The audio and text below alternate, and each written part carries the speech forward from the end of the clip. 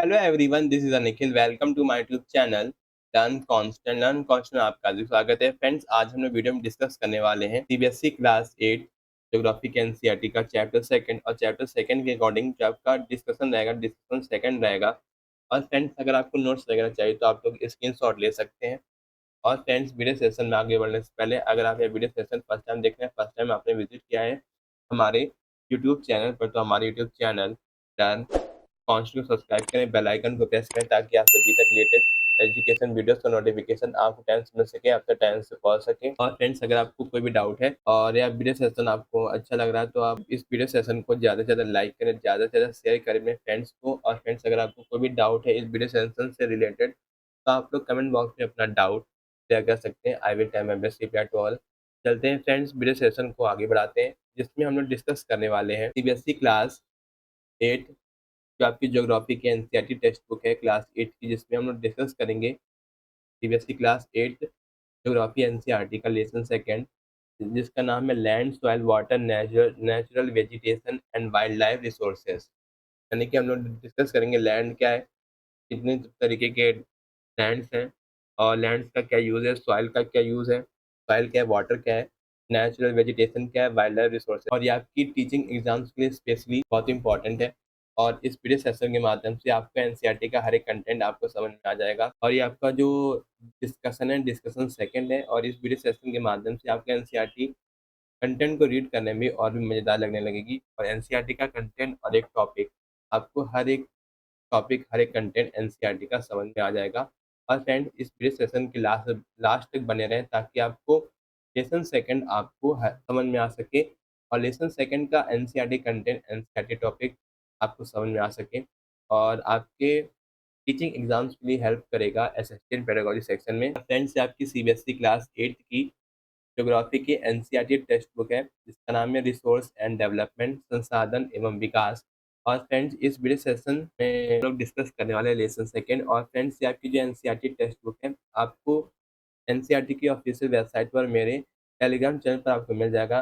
मैं दोनों का लिंक इसी वीडियो के डिस्क्रिप्शन पर आपको दे रखा है, तो आप चेकआउट कर लीजिए।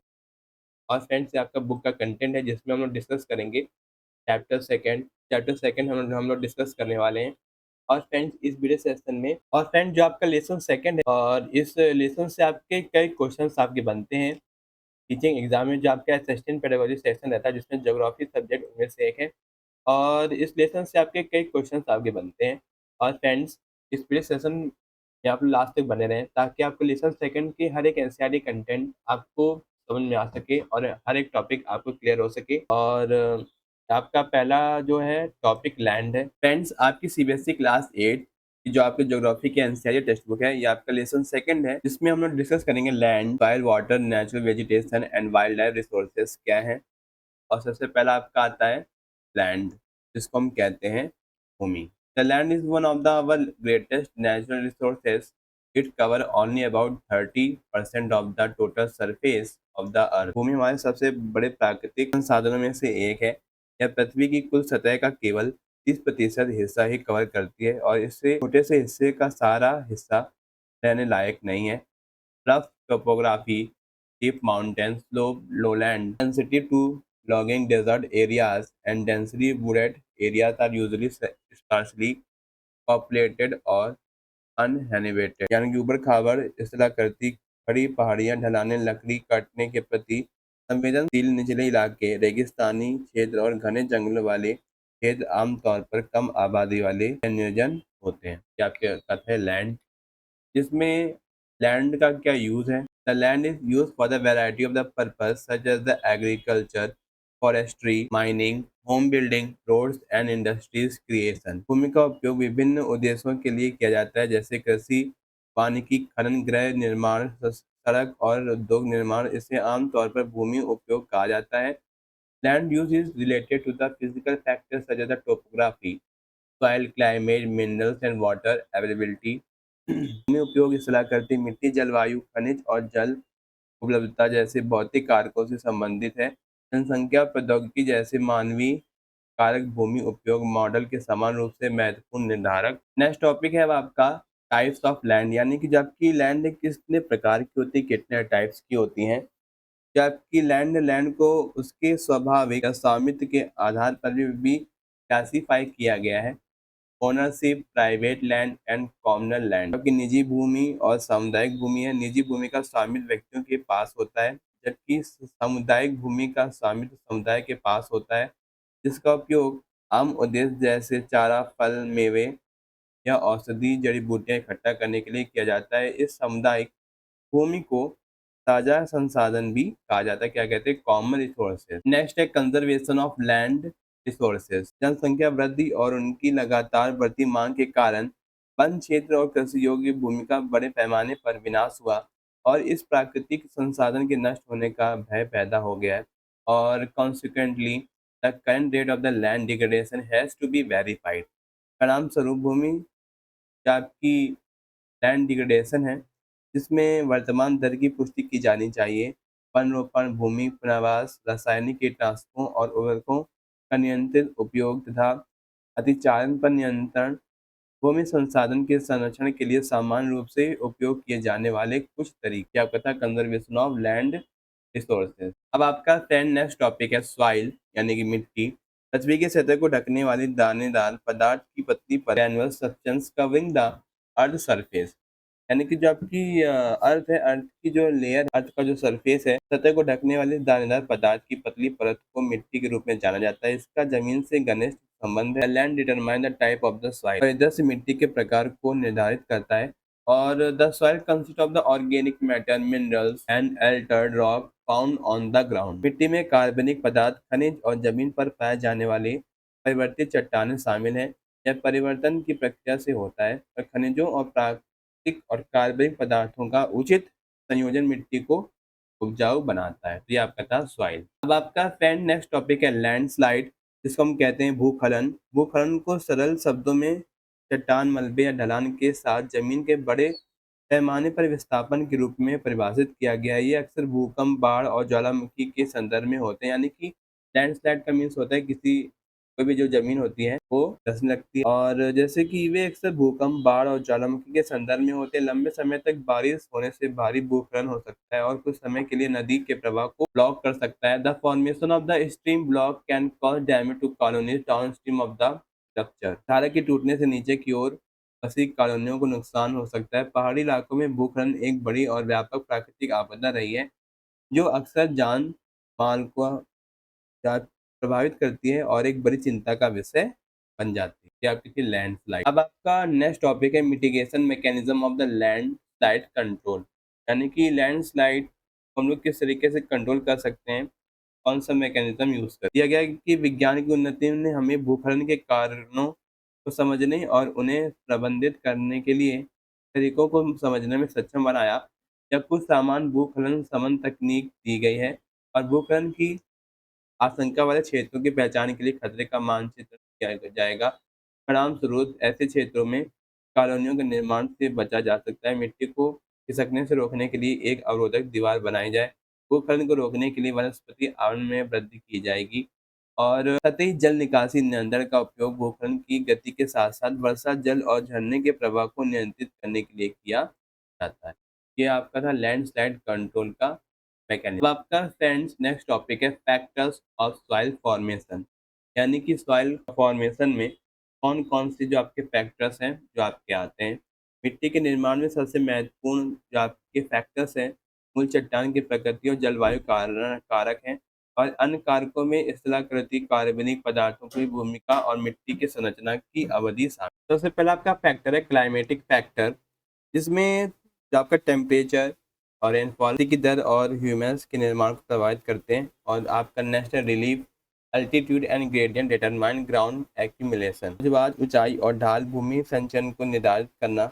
और पैरेंट रॉक नेचर क्या है कि किसी भी रंग, बनावट, खनिज, रसायन, शक्ति और परागिता निर्धारित करती है। और नेक्स्ट है time taken for the soil formation, यानी कि सॉइल का फॉर्मेशन करने में कितना टाइम लगा। नेक्स्ट है flora, fauna and micro organism. जो आपके फ्लोरा, फाउना, माइक्रो ऑर्गेनिज्म है किस तरीके से अफेक्ट करते हैं ह्यूमस डेवलपमेंट के रेट को।